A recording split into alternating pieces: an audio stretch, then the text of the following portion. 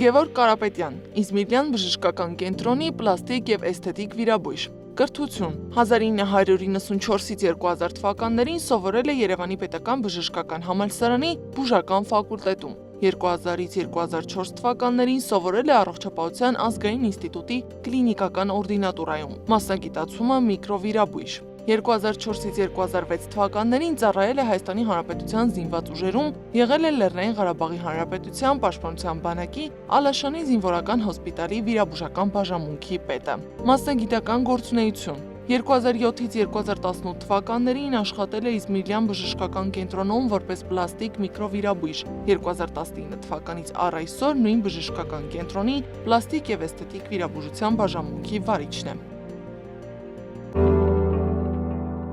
Որոնք են ամենատարածված պլաստիկ վիրահատությունները։ Ամենատարածվածը դա խիստ բնակավայրից կախված, եթե նկատի ունենք Հայաստանում միանշանակ քթի պլաստիկան է, այսինքն ռինոպլաստիկան։ Ազիական երկրներում դա հանդիսանում է բլեֆարոպլաստիկան, աչքերի, այդքան ոչ պլաստիկատարիքային, այլ մոնղոլականից եվրոպական փոխելու տենդենցիան է հիմա շատ։ Եթե վերցնենք Ամերիկան, այնտեղ իհարկե իրենց ապրելաոճի հետ կապված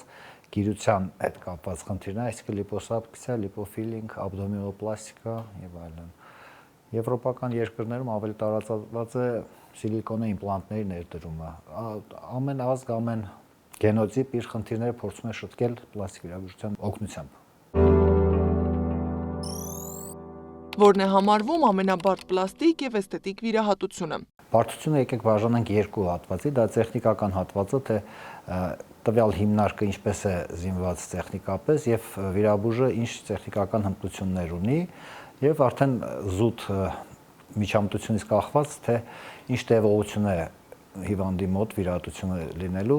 ըստ դրա արդեն ընդհանուր օրգան համակարգերի ծանրաբեռնվածությունը, այսինքն կան վիրահատություններ, որոնք տևում են 6-7 ժամ եւ այդ դեպքում պարզել հիվանդի օրգանիզմի համար վերականգնումը ավելի բարդ է լինելու։ Այդ տեսակետից կարելի է բաժանել մեծ եւ փոքր վիրահատությունների, գլոբալ եթե մտածենք, դա ժամանակային է, ոչ թե տեխնիկապես։ Քանի որ տեխնիկապես կամ տիրապետում է վիրաբույժը եւ ունի տվյալ գործիքակազմը կամ չունի։ Պլաստիկ վիրահատությունները կարող են կախվածություն առաջացնել մարդկանց մոտ։ Այո, բայց դա դրական է, ոչ թե բացասական, այլ դրական, այսինքն եթե մարդը փորձում է շտկել ինչ-որ մի բան, շտկում է եւ գոհ է լինում, որ ժամանակ հետո իհարկե հայտնվում է այլ ինչ-որ խնդիր, որը ելնելով հին դրական փորձից փորձում է նոր աղնել եւ մի բան էլ հաշվի առնենք, որ ժամանակը չի խնայում, ժամանակը առաջ է գնում, տարիքային փոփոխությունները միշտ ավելի ու ավելի լինում են։ Եղել են դեպքեր, երբ բուժառուին համոզել եք հրաժարվել պլաստիկ վիրահատությունից։ Այո։ Գեր միջամտություններ ես ինքս չեմ ընդունում, չեմ սիրում եւ որոշակի դեպքերում մեկ վիրահատությունից հետո հնարավոր է որ ժամանակ հետո հիվանդը խնդրի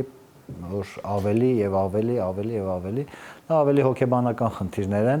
այսինքն եթե վերցնենք շրթունքները, ենթադրենք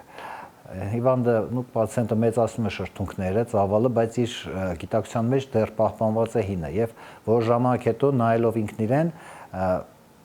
ունենալով մեծ շրթունքներ ինքը տեսնում է ավելի փոքր։ Դա տարբեր բոլոր միջամտությունների հետ կախված է, եթե վերցնենք կախեքսիան, անորեքսիան, երբ որ մարդը նիհարում է, ինքը կարող է լինել շատ նիհար բոլորի, կարծիքով, բայց ոչ իր։ Ինքը իրեն նայելով կարող է դեռ կեր տեսնել եւ շարունակել այդ process-ը, որը ավելի հոգեբանական է, ոչ թե վիրաբուժական։ Ինչպես են դառնում լավ պլաստիկ վիրաբույժ, որտեղ են ձեռք բերում անհրաժեշտ փորձը։ Հիմնականում Հայաստանում բավականին զարգացած է պլաստիկ վիրաբուժությունը, եթե վերցնենք նախկին սովետական միությունները, ավելի համար է համատել այդ երկրների մեջ, երևի կախված նրա հետ, որ երկրաշարժից հետո Հայաստան եկան բավականին հմուտ մասնագետներ, մեծ մասը ազգությամբ հայ, եւ բերեցին իրենց հետ նոր մեթոդիկաներ, նոր տեխնիկաներ, որը դեռ սովետական միությունում հայտնի չէր։ Դա հիմք դրվեց Հայաստանում, ստեղծվեցին բավականին լավ դպրոցներ, որոնք մոտակա 10 տարին, դա 90-ականներից սկսած ու 2000-ականները մեծ փորձի փոփոխություն էր, փոխանակում էր լինում։ Գալիս էին 1 ամսով, 2 ամսով կազմեր, որտեղ եւ վիրաբուժեր, եւ անեստեզիոլոգ, եւ քույրեր, եւ այդ փորձի փոխանակումը հիմք դրեց զարգացման եւ բավականին դրական զարգացումներ տեղ ունեցան Հայաստանում։ Հիմա Հայաստանը համարվում է հմուտ բժիշկների միջավայր։ Ինչպես հասկանալ, որ գործ ունեք պրոֆեսիոնալ մասնագետի հետ։ Խիստ անձնական փորձից, կարծիքներ լսելով, տեսնելով նրանց աշխատանքը, պետք է քիչ հավատալ ինտերնետային ու ռեկլամային ինչ-որ բնույթների, իմ կարծիքն եմ ասում, չհամարել զեղչը դրական կողմ, եթե ինչ-որ կլինիկա ասում է մենք 70% զեղչ ենք անում, պետք է իշխելացի մարդու մոտ որոշակի կասկածներ պետք է առաջ բերեն։ Եվ անձնական զրույցում մարդը ինքը պետք է գտնի իր բժշկին։ Փորձն ու հմտությունը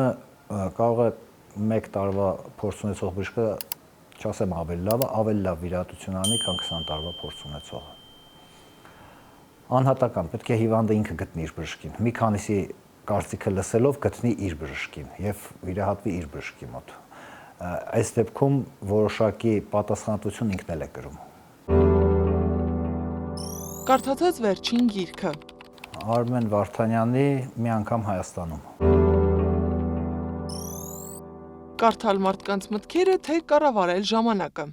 Կարդալ մարդկանց մտքերը։ Եթե բժիշկ չդառնայիք, ինչ մասնագիտություն կընտրեիք եւ ինչու։ Կենթանաբան ավելի շատ, որովհետեւ սիրում եմ կենթանիներին, հետաքրքիր է։ Երազանք, որը դեռ չի կատարվել։ Ինձ թվում է շատ հայերի երազանքը իմի հետ կհամընկնի։ Հզոր երկիր ունենալ, հզոր, ազատ։